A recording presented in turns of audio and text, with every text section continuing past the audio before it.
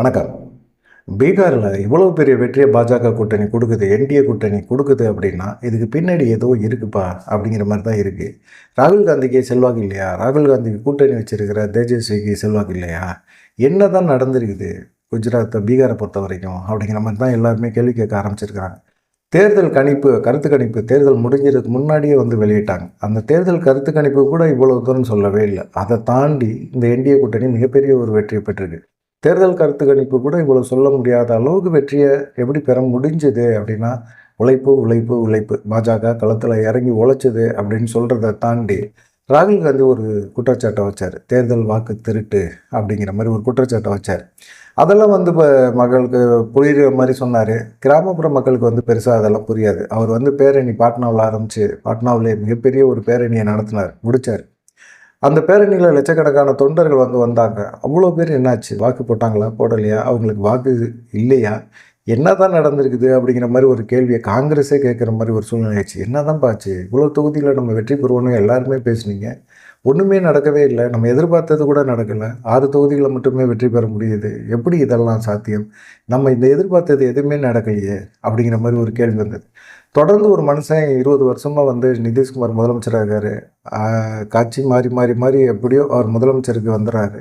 ஆனால் பார்த்திங்கன்னா தொடர்ந்து அவர் முதலமைச்சராக இருக்கிறாரு, அவர் மேலே மக்களுக்கு அதிருப்தியே சுத்தமாக இல்லையா அப்படிங்கிற ஒரு கேள்வியெலாம் இருக்குது. தேர்தல் ஆணையம் கூட்டணி கட்சிகளோட பாஜக, ஜனதாதள் இந்த கூட்டணி கட்சியோடு சேர்ந்து தேர்தல் ஆணையமும் கூட்டணி அமைச்சு இந்த தேர்தலில் வெற்றி பெற்றிருக்கு அப்படிங்கிற ஒரு குற்றச்சாட்டை வைக்கிறாங்க.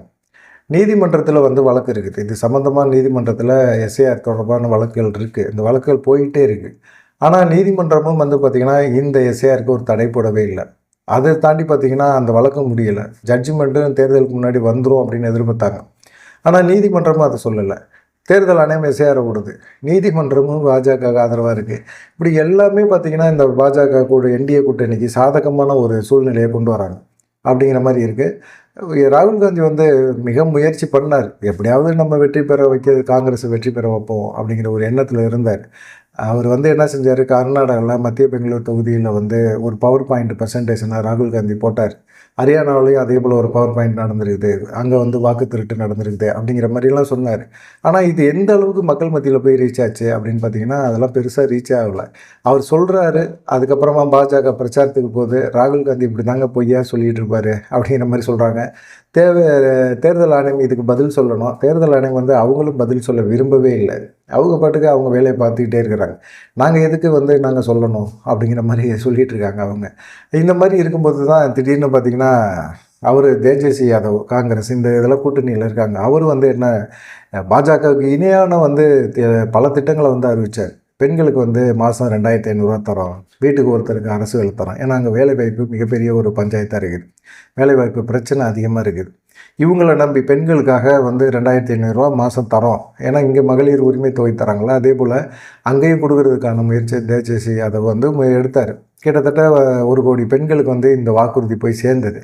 1 கோடி பெண்களுக்கு இவர் மாதம் 2500 தராரு அப்படின்னு சொன்னால், டக்குன்னு உடனே நிதிஷ்குமார் அவர் என்ன செய்கிறாரு அப்படின்னா, பெண்கள் தொழில் தொடங்கினா உங்களுக்கு வந்து முதல்ல வந்து முதற்கட்டமாக வந்து ஒரு 10,000 பணம் தரோம், அதுக்கப்புறமா தொழிலை வந்து நீங்கள் வெற்றிகரமாக நடத்துனீங்கன்னா 2 லட்சம் ரூபாய்க்கு வரைக்கும் கடன் தரோம் அப்படின்னு சொல்லிட்டு 1 கோடி பெண்களுக்கு வந்து 10,000 பணத்தை போட்டார். இப்போ தேஜஸ்வி யாதவ் வந்து அவர் வந்து வெற்றி பெற்று ஆட்சியில் உட்கார்ந்தா மட்டும்தான் மாதம் பெண்களுக்கு 2500 கொடுக்க முடியும். ஆனால் இங்கே நிதிஷ்குமார் ஆட்சியில் இருக்கிறாரு. அவர் உடனே ஒரு திட்டத்தை அறிவிக்கிறாரு. அதுக்கு வந்து தொழில் தொடங்குறதுக்காக பெண்கள் வந்து விண்ணப்பம் பண்ணுறாங்க. அவங்க 1 கோடி பெண்களுக்கு வந்து 10,000 பணத்தை தேர்தலுக்கு ஒரு 10 நாளைக்கே முன்னாடி போடுறாரு. 10,000 பணம் வருது, டெபாசிட்டில் ஏறுது அப்படின்னா அந்த பெண்கள் மனசில் என்ன தோணும், யாருக்கு ஓட்டு போடுறதுன்னு தோணும். தேஜஸ்வி அது வந்துட்டு 2500 இல்லை தர முடியாது, இப்போதைக்கு வந்து நிதிஷ்குமார் கஜானாவை காலி பண்ணி வச்சுட்டு போயிட்டாரு அப்படின்னு சொன்னால் அவங்களால என்ன செய்ய முடியும்? வர பணம் வந்துக்கிட்டு இருக்கும். இப்போ நிதிஷ்குமார் தொடர்ந்து ஆட்சியில் உட்காந்தாரு அப்படின்னா இந்த 10,000 பணத்தை கொடுத்துக்கிட்டே இருப்பார். 2 லட்சம் ரூபாய்க்கு வரைக்கும் கடன் வாங்கலாம். இந்த கடனை திருப்பி செலுத்த வேண்டிய அவசியமும் இருக்காது. அப்படிப்பட்ட ஒரு சூழ்நிலையில் நம்ம ஏன் மாற்றி ஓட்டு போடணும் அப்படிங்கிறது பெண்கள் மனசில் தோணும். அதுவும் இல்லாமல் பார்த்திங்கன்னா இது வந்து ஓட்டுக்கு கொடுத்த காசு அப்படிங்கிற மாதிரி ராகுல் காந்தி எல்லாமே பேச ஆரம்பித்தாங்க. அது இல்லாமல் பார்த்தீங்கன்னா கூட்டணி கட்சிகளுக்குள்ளே வந்து ஒரு ஜெல்லு இருக்குல்ல, அது வந்து ரொம்ப மிக முக்கியமான ஒரு விஷயம். பாஜகவுக்கும் சரி, நிதிஷ்குமாருக்கும் சரி, அந்த என்டிஏ கூட்டணிக்குள்ளே இருக்கிற கட்சிகளுக்கும் சரி, மிக முக்கியமாக அந்த ஜெல்லு இருந்தது. அவங்களுக்குள்ள விட்டு கொடுக்குற தன்மை இருந்தது. ஆனால் இந்த கூட்டணி, காங்கிரஸ் தலைமையில் அமைக்கப்பட்ட இந்த கூட்டணி இருக்குல்ல, அது வந்து பயங்கரமான ஒரு இதாக இருந்தது. கடைசி வரைக்குமே சிக்கலாக இருந்தது. தேஜஸ்வி யாதவ் வந்து கூட்டணி கட்சி சார்பாக என்ன செய்கிறாரு, அவர் ஒரு 10 இடங்களில் வேட்பாளரை நிறுத்துறாரு. காங்கிரஸ் அங்கே நாங்கள் வெற்றி பெறக்கூடிய இடம் அப்படின்னு சொல்லி அவங்க ஒரு 10 பேரை நிப்பாட்டுறாங்க. கூட்டணி கட்சி 2 பேருமே சமரசமே ஆக முடியல. என்ன பண்ணுறதுன்னு தெரியல. இது வந்து கிரவுண்டு ரியாலிட்டி என்ன அப்படிங்கிறத வந்து காங்கிரஸ் புரிஞ்சுக்கவே இல்லை. எங்களுக்கு வந்து சீட்டு வேணும், நாங்கள் இவ்வளோ தொகுதியில் நிற்போம், எங்களை நீங்கள் அவமானப்படுத்துறீங்க அப்படின்னு தொடர்ந்து வந்து தேஜஸ்வி யாதவ்கிட்ட வந்து ஒரு குற்றச்சாட்டை சொல்லிக்கிட்டே இருந்தாங்க. அதே போல் தேஜஸ்வி யாதவ் வந்து முதலமைச்சர் வேட்பாளர்னு அறிவிக்கிறதுக்கே அவங்க லேட் ஆயிடுச்சு.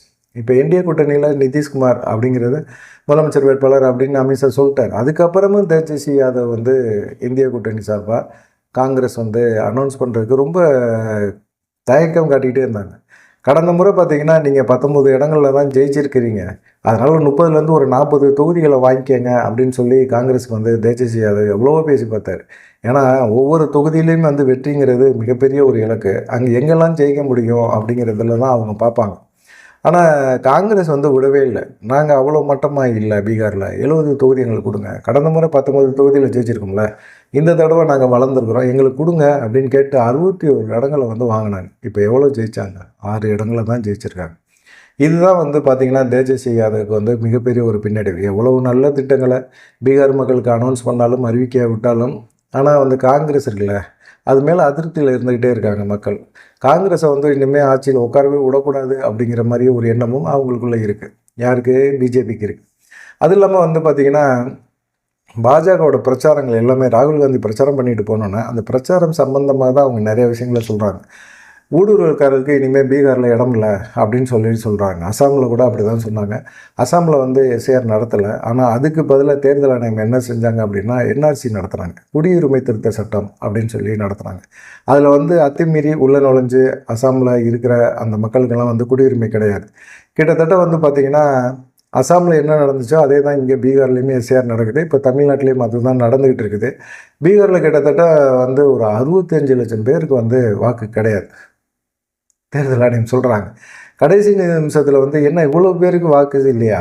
இது வந்து ரொம்ப ஆச்சரியமாக இருக்குது. என்ன இவ்வளோ பேருக்கு இல்லை அப்படின்னு சொல்கிறதே வந்து ஏற்றுக்க முடியாது அப்படிங்கிற மாதிரி கடைசி நிமிஷத்தில் என்ன செய்கிறாங்க, 21 லட்சம் பேரை வாக்காளர் வந்து சேர்க்குறாங்க.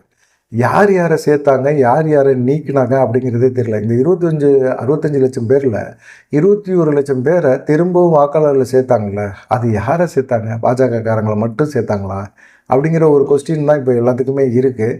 11 லட்சம் பேர் புது வாக்காளர்கள், 10 லட்சம் பேர் பழைய வாக்காளர்கள் அப்படின்னு சொன்னாலும் 50 லட்சம் பேருக்கு மேலே அங்கே வாக்கு இல்லை அப்படிங்கிறது தான் காங்கிரஸோட உண்மையான குற்றச்சாட்டாக இருக்குது. 50 லட்சம் பேருக்கு வாக்கு இல்லை அப்படின்னா 2024 நடந்த நாடாளுமன்ற தேர்தலில் இவங்க ஓட்டு போட்டிருக்காங்க. இவங்க அத்தனை பேருமே ஓட்டு போட்டிருக்காங்க. 50 லட்சம் பேரும் ஓட்டு போட்டிருக்காங்க பீகாரில். அவங்களுக்கு ஓட்டு இல்லை அப்படின்னு சொல்லும்போது எப்படி இருக்கும்? இந்த 50 லட்சம் பேரோட நிலைமை என்ன? 50 லட்சம் பேரும் கிட்டத்தட்ட வந்து என்ஆர்சி போல தான் இந்த எஸ்ஏஆருமே. இந்த 50 லட்சம் பேருக்கும் இப்போ குடியுரிமை திருத்தணும், குடியுரிமை நிரூபிக்கணும். இப்போ ஊடுருவல்காரருக்கு இனி பீகாரில் இடம் இல்லை அப்படின்னு சொல்கிறாங்க. இப்போ 50 லட்சம் பேருக்கும் வாக்குரிமை இல்லை அப்படின்னா அவங்க கண்டிப்பாக வந்து அவங்களுக்கு குடியுரிமை இல்லாமல் தான் போயிடும். இப்போ அமித்ஷா கூட தேர்தல் சமயத்தில் அவர் சொல்கிறது என்னென்னா இதை தான் பேசுகிறாரு, பீகாரில் இடம் இல்லை, ஊடுருவல்காரருக்கு இடம் இல்லை, குடியுரிமை இல்லாதவர்களுக்கு இடம் இல்லை அப்படின்னு சொல்கிறாங்க. இப்போ குடியுரிமை வாக்கு இல்லை அப்படின்னா, வாக்கு செலுத்த முடியல அப்படின்னா கண்டிப்பாக அவங்களுக்கு குடியுரிமை இல்லைன்னு தான் அர்த்தம். அப்போ குடியுரிமை இல்லை அப்படின்னு சொல்கிறதுக்கு அவங்க நிரூபிக்க வேண்டியிருக்கு. ஏற்கனவே பார்த்திங்கன்னா சிறுபான்மையினருக்கு எதிராக பார்த்திங்கன்னா சிஏஏ சட்டத்தை அமல்படுத்தினாங்க. அதில் கிட்டத்தட்ட 50 லட்சம் பேரில் 33 விழுக்காடு, கிட்டத்தட்ட ஒரு 15லேருந்து 20 லட்சம் பேர் சிறுபான்மை மக்கள் இருக்காங்க. இந்த 20 லட்சம் சிறுபான்மை மக்கள் இருக்காங்களே, அவங்களில் இஸ்லாமியர்கள் அதிகம். அவங்க வந்து குடியுரிமையை நிரூபிக்க வேண்டிய ஒரு கட்டாயமான ஒரு சூழ்நிலைக்கு வந்துட்டாங்க. பீகாரில் அப்படி தான் நடந்துருக்குது. இப்போ அசாமில் வந்து பார்க்கும்போது பார்த்திங்கன்னா ஒரு 18 லட்சம் பேரை வந்து கொண்டு போய் குடியுரிமை இல்லை அப்படின்னு சொல்லிட்டு ஒரு கேம்பில் கொண்டு போய் அடைச்சிட்டாங்க. அதுக்காக ஒரு தனி நீதிமன்றம் நிறுவிக்காங்க, அவங்களுக்கான குடியுரிமை இருக்கா இல்லையான்னு சொல்லி விசாரணை பண்ணுறதுக்கு. அது இல்லை அப்படின்னா, குடியுரிமை இல்லை அப்படின்னு சொன்னால் அவங்க வந்து இந்த நாட்டை விட்டு, இந்தியாவை விட்டு வெளியேற வேண்டிய ஒரு சூழ்நிலை இருக்குது. இப்படி வந்து பீகார்லேயும் கிட்டத்தட்ட ஒரு 50 லட்சம் பேரை இப்படி ஒரு நிலைமையில் கொண்டு வந்து செஞ்சுருக்காங்க, வாக்கு திருட்டு பண்ணியிருக்காங்க அப்படிங்கிற மாதிரி குற்றச்சாட்டை காங்கிரஸ் கட்சிகள் போன்ற கட்சிகள் வைக்கிறாங்க. இதில் வந்து 50 லட்சம் பேருமே ஊடுருவி உள்ளே வந்துட்டாங்களா அப்படிங்கிற கேள்வியெல்லாம் இருக்குது. சிறுபான்மையின மக்களை குறி வச்சு மட்டும்தான் இது செயல்படுது அப்படிங்கிற குற்றச்சாட்டை வைக்கிறாங்க. சிஏஏ, என்ஆர்சி, என்பிஆர் போன்றதெல்லாம் தேர்தல் ஆணையம் மூலமாக வந்து இம்ப்ளிமெண்ட் பண்ணுறாங்க.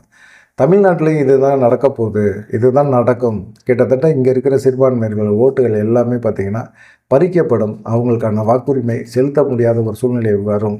ஆனால் திமுக களத்தில் இறங்கி எஸ்ஐஆருக்கு வந்து இப்போ அவங்க செயல்படுறாங்க. அதிமுகலாம் ரொம்ப அசால்ட்டாக இருந்துகிட்டே இருக்கிறாங்க. எப்படி காங்கிரஸ் பீகாரில் இருந்துச்சோ அதே போல் எப்படியா இருந்தாலும் நமக்கு பிஜேபி இருக்குது பார்த்துக்கலாம் அப்படிங்கிற மாதிரி இருக்கிறாங்க. இப்போ வாக்காளர்கள் பட்டியலில் வந்து சிறுபான்மையினர் வாக்குகளை மட்டுமே தூக்குறதுக்கான ஒரு முயற்சி மட்டும்தான் நடக்குது அப்படிங்கிற குற்றச்சாட்டு தான் இருக்குது. இதில் வந்து பார்த்திங்கன்னா வாக்காளர் பட்டியலில் எங்களுக்கு வாக்கு இல்லை அப்படின்னு சொல்கிற சிறுபான்மையினர் மக்கள் இல்லாத மக்களுக்கு வந்து ஒன்றும் பிரச்சனையே கிடையாது. அவங்க மேலே எந்த விதமான ஒரு குடியுரிமை இல்லை அப்படின்னு சொல்ல முடியாது. அவங்களுக்கு வந்து ஏதாவது ஒரு வேலையை பார்த்து கண்டிப்பாக இது பண்ணுவாங்க. அதே போல் வந்து பார்த்திங்கன்னா இப்போ முதலமைச்சர் போய் கூட அங்கே போய் பேசினார். அங்கே போய் பீகாரில் போய் பிரச்சாரம்லாம் பண்ணார். அப்படி பிரச்சாரம் பண்ணும்போது கூட தேஜஸ்வி யாதவ், ராகுல் காந்தி இவங்க எல்லாமே என்ன சொன்னாங்கன்னா, தமிழ்நாடு போல் வந்து ஆட்சி செய்யணும், பாஜகவை எந்த மாநிலத்திலையும் உள்ளே விடக்கூடாது, தமிழ்நாட்டுக்குள்ளே பாஜகனால் உள்ளே நுழைய முடியுதா பார்த்தீங்களா அப்படிங்கிற மாதிரி ஒரு கேள்வியை கேட்டார். கேட்டோன்னே ராகுல் காந்தி, தேஜஸ்வி யாதவ்லாம் இவங்கெல்லாம் இப்படி பேசி தமிழ்நாடு போல் ஒரு அரசியல் பண்ணணும் அப்படின்னு சொன்ன அந்த விஷயத்தை பாஜக எப்படி மாற்றி பேசினாங்க அப்படின்னா, தமிழ்நாட்டில் பீகாரிகள் துன்புறுத்தப்படுறாங்க அப்படின்னு சொன்னார். அந்த மாட்டு முதலமைச்சரை கூட்டிகிட்டு வந்து இவங்க பீகாருக்குள்ளே பிரச்சாரம் பண்ணுறாங்க அப்படின்னா இவங்களுக்கு பீகார் மக்கள் மேலே எவ்வளோ அக்கறை பார்த்தீங்களா அப்படிங்கிற மாதிரி ஒரு கேள்வியை பிரதமர் மோடியே கேட்டார். இதுதான் வந்து பார்த்திங்கன்னா மிகப்பெரிய ஒரு பிரச்சனையாச்சு பீகார் மக்களுக்கு. பீகார் மக்கள் தமிழ்நாட்டில் துன்புறுத்தப்படுறாங்க அப்படின்னு சொல்லும்போது அவங்கள வந்து ஆதரித்து ராகுல் காந்தியும் தேஜஸ்வி யாதவும் பிரச்சாரத்தை கூப்பிட்டு வந்து பேசுகிறாங்களே அப்படிங்கிற மாதிரி ஒரு மக்கள் மனசில் வந்து ஒரு எண்ணத்தை வந்து விதைச்சி விட்டார். இப்படி தான் வந்து ஒவ்வொரு விஷயங்களும் நடக்குது. சிறுபான்மை மக்கள் கிட்டத்தட்ட வந்து பார்த்திங்கன்னா 17 விழுக்காடுகள் இருக்காங்க. தேஜஸ்வி, காங்கிரஸ் இவங்க கூட்டணி கட்சிகளில் ஒரு செயல்பாடுகள் சரியாக இல்லை, முரண்பாடுகள் தான் அதிகமாக இருந்தது. அதே போல் ஓவைசி பார்த்திங்கன்னா ஒரு 5 இடங்களில் வெற்றி பெற்றுக்கிறாரு. ஓவைசியை வந்து காங்கிரஸ் கூட்டணிகளை கொண்டு வந்திருக்கலாம், ஏன் கொண்டு வரலை அப்படிங்கிற மாதிரி இருக்குது. அதே போல் வந்து தலித்து மக்களையும் சிறுபான்மையின் மக்களையும் சரியாக அவங்க பயன்படுத்தவே இல்லை, அதை வந்து சரியாக பயன்படுத்திக்கிட்டாங்க அப்படிங்கிற மாதிரி ஒரு குற்றச்சாட்டையும் சொல்கிறாங்க. நிதிஷ்குமார் சமூகத்தை வந்து இழிவுபடுத்திட்டாங்க அப்படின்னு சொல்லி ஒரு பிரச்சாரத்தையும் பாஜக முன்னெடுத்தது. அதனால் நிதிஷ்குமார் அந்த சமுதாயத்தை சார்ந்த மக்கள் வந்து நிதிஷ்குமாருக்கு ஓட்டு போட்டிருக்காங்க. கிட்டத்தட்ட 75 இடங்களில் வந்து நிதிஷ்குமார் தனியாக வெற்றி பெற்றிருக்காரு அப்படிங்கிற மாதிரி இருக்குது. இதெல்லாம் வந்து பாஜகவோட யுக்தி. நீ யாரை கூட்டிகிட்டு வந்து நிப்பாட்டினாலும் நாங்கள் அதுக்கு தகுந்த பதிலடி கொடுப்போம் அப்படிங்கிற மாதிரி இருக்குது. இப்போ தமிழ்நாட்டிலேருந்து முதலமைச்சர் போய் அங்கே பிரச்சாரம் பண்ண போனார் அப்படின்னு ராகுல் காந்தி பிரச்சாரம் பண்ணுறாரு அப்படின்னா அங்கே பீகார் மக்களுக்கு எதிராக தமிழ்நாட்டு மக்களை பேசுவாங்க. அதே தமிழ்நாட்டில் ஒரு தேர்தல் வருது அப்படின்னா நேராக உல்டாவாக தமிழ் மிகப்பெரிய கலாச்சார மொழி தமிழ் அப்படி இப்படின்லாம் பேசுவாங்க, செம்மொழி அப்படின்லாம் பேசுவாங்க. இந்த மாதிரிலாம் பண்ணி இது பண்ணுவாங்க. ஆனால் இதெல்லாம் வந்து சாத்தியம்தான், இதெல்லாம் தேர்தலோட யுக்தி தான். இந்த யுக்தியெல்லாம் ராகுல் காந்திக்கு தெரியல. அவர் வந்து பேரணி நடத்துகிறாரு, மக்கள் மத்தியில் கவனத்தை ஈர்க்கிறாரு.